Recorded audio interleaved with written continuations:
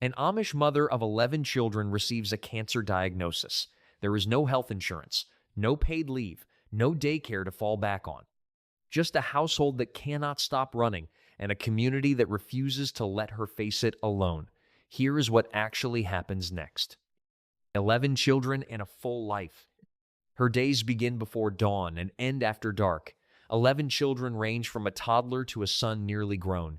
Breakfast for 13 people. Laundry for 13 people. A garden that feeds the family through winter.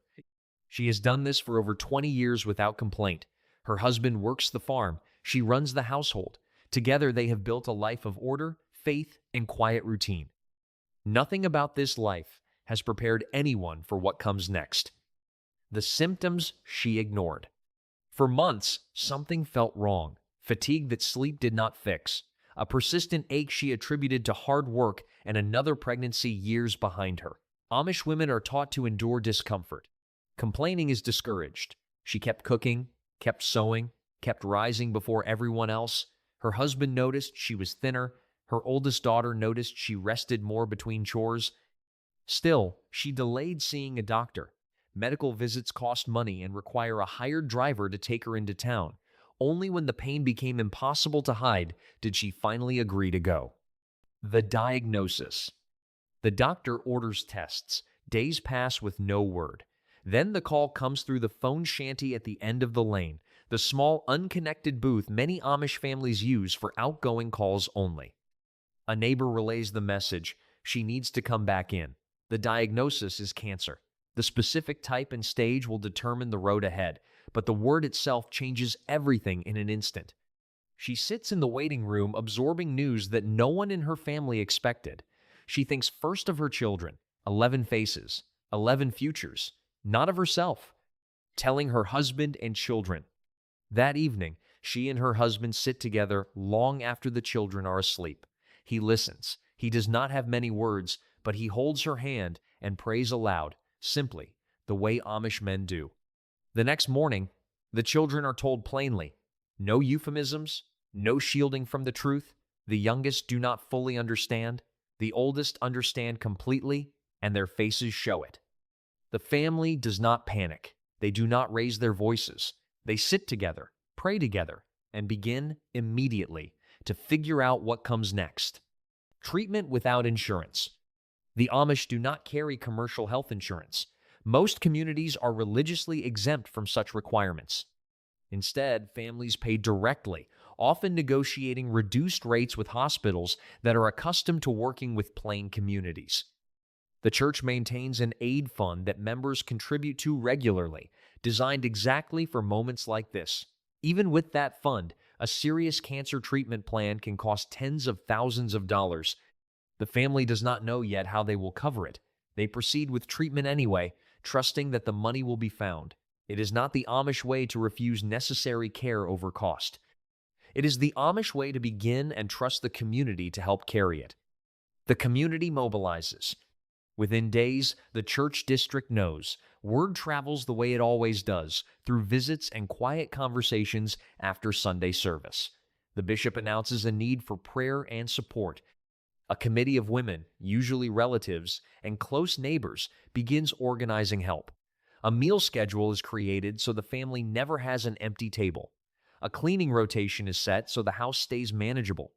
Plans begin quietly for a benefit auction, the traditional Amish method of fundraising, where quilts, furniture, and baked goods are sold to hundreds of buyers, often advertised in the budget.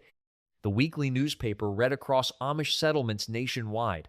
No one waits to be asked. They simply begin. The benefit auction months after the diagnosis, the planned auction day arrives. Buggies and cars fill a field-turned parking lot since early morning. Tables stretch across the yard, covered with handmade quilts, furniture built by local craftsmen, baked goods, and donated tools. Word had spread through the budget and word of mouth across several states. Buyers come from outside the community too, English neighbors who know the family or simply want to help. An auctioneer's voice carries over the crowd for hours. A single quilt sells for hundreds of dollars, far above its material worth, because everyone understands what the money is for. By evening, the total raised is announced quietly to the family. It will not cover everything, but it covers enough to remove the fear of being unable to continue treatment. She does not attend in person, too weak that week, but she hears every detail later, overwhelmed by people she has never met giving so generously. The first treatment. The first treatment day comes with a quiet kind of dread. No one speaks aloud. She dresses simply, packs a small bag, and sits in the front room waiting for the driver before the children are fully awake. Her husband holds her hand in the doorway and says a short prayer before she leaves. The hours at the hospital are long and clinical, filled with needles, waiting rooms, and unfamiliar machines that feel entirely foreign to a life built without electricity or modern convenience. She returns home that evening changed already, nauseous and drained in a way farm work or childbirth never made her feel. The children gather around her chair, careful and quiet, unsure how to help but wanting to be near her. This is the moment the family understands fully what the months ahead will require. The fight has begun, and there is no turning back from it now. The children adjust. The household does not pause. It reorganizes.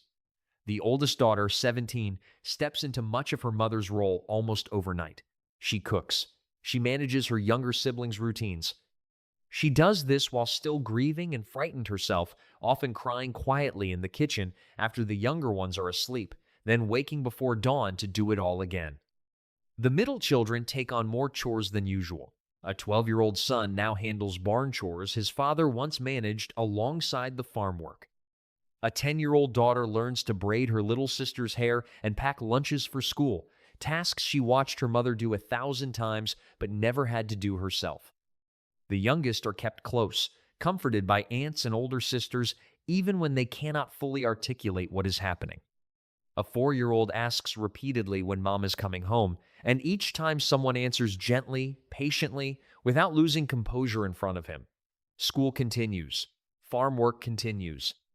Quilting and canning, postponed but not abandoned, resume in smaller increments when hands are free. The structure of Amish daily life, built around shared responsibility, becomes the very thing holding the family together. Nothing is normal, yet somehow, day by day, the routine itself becomes a form of stability for 11 children watching their mother fight for her life. They do not speak of it constantly. They simply keep moving forward, together, because that is what the family has always done. The hardest days of treatment. Treatment requires repeated trips to a hospital, often an hour or more away. A hired driver, a non-Amish neighbor, or contracted service transports her each time, since the family does not own a car. These rides are quiet, often before sunrise, her husband or a grown daughter sitting beside her in the back seat, watching the farmland blur past the window. Some days she returns home exhausted, unable to do more than rest. The side effects of treatment, leaving her weaker than the cancer itself, first made her feel. Her husband adjusts his farm schedule as much as possible to be present, though the work itself cannot stop. Cows still need milking. Crops still need tending. He learns to split himself between two responsibilities that both demand everything he has. The children see their mother weakened in ways they have never witnessed, her hair thinning, her appetite gone, her voice softer than it used to be. This is disorienting for a family used to her constant strength, the one person who never seemed to tire. Yet the Amish do not isolate illness behind closed doors. Neighbors continue visiting, sitting with her even on difficult days, not expecting conversation, simply present. Meals continue arriving, plain and warm, left at the door without fanfare. The discomfort of watching her struggle is not hidden from the children, because the Amish believe facing hardship honestly, together, is part of how faith and resilience are built, even in the youngest among them, who learn early that love sometimes means simply staying close, faith tested and held.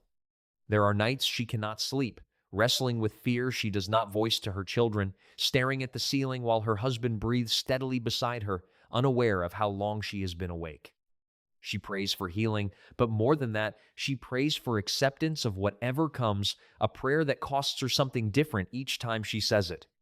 The bishop visits, sitting at her kitchen table with his hat in his hands.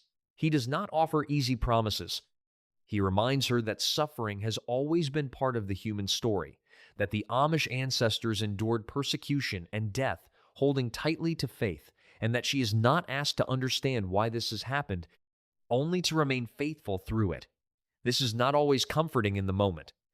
There are days the weight feels too heavy even for deep faith to lift, days she wonders silently whether her prayers are reaching anywhere at all. She does not share these doubts widely.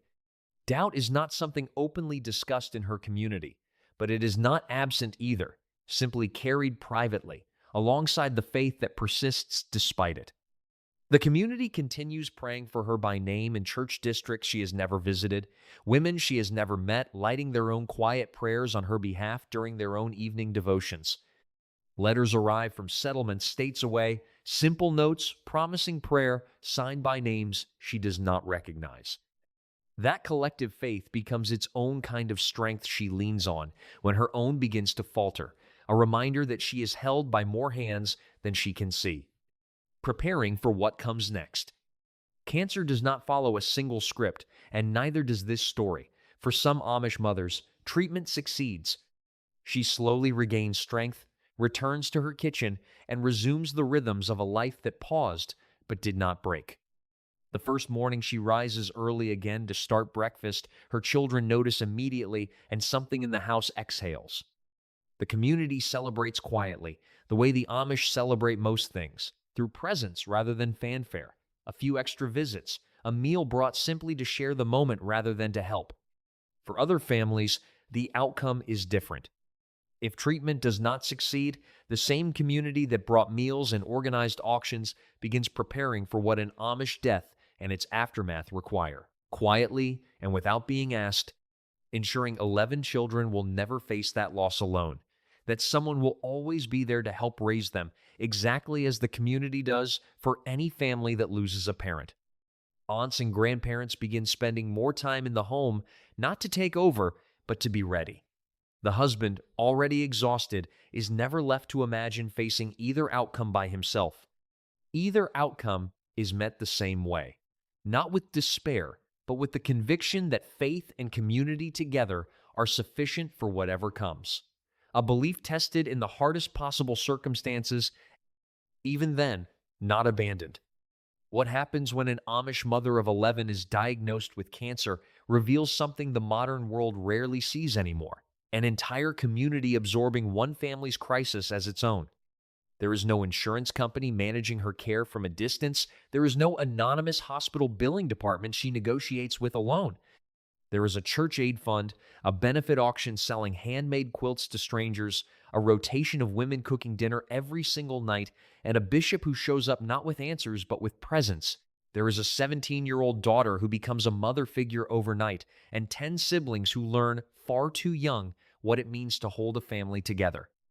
There is a husband who prays simply because he does not have better words, and a community of people, many of whom she has never personally helped, who treat her suffering as their own responsibility to carry.